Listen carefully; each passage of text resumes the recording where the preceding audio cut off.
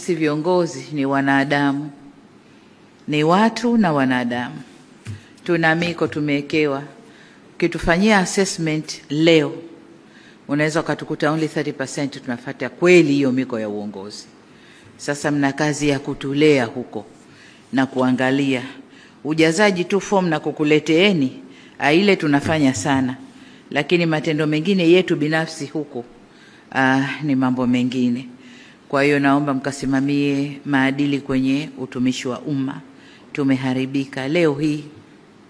Mtumishi wa umma anakosa uzalendo, anakosa tuseme nini sijui, ile moyo, na kwamba mtumishi wa umma anathubutu kuchukua siri kwenye mafaili, akapiga picha kwenye simu yake na akasambaza kwenye, akijua kwamba anamkomoa rais, akijua kwamba sijui anamkomoa nani inline, lakini kumbe ni yeye amekosa maadili, ni yeye hawajibiki kwa taifa lake, uzalendo kwa taifa lake hakuna.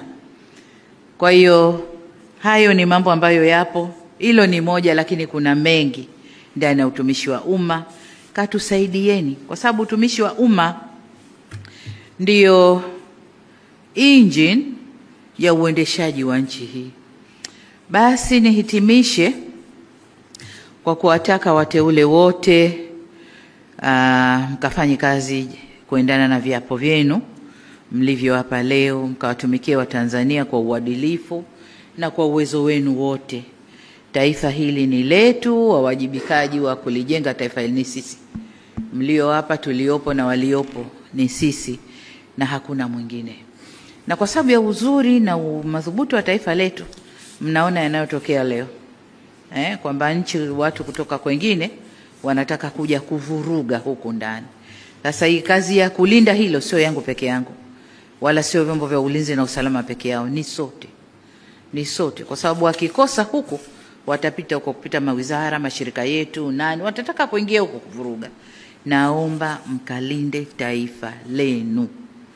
Hii ndio rasilimali yetu tulioachiwa, hatuna nyingine, nendeni kailindeni. Baada ya kusema hayo, niwashukuru sana sana sana na niwatakie kazi njema.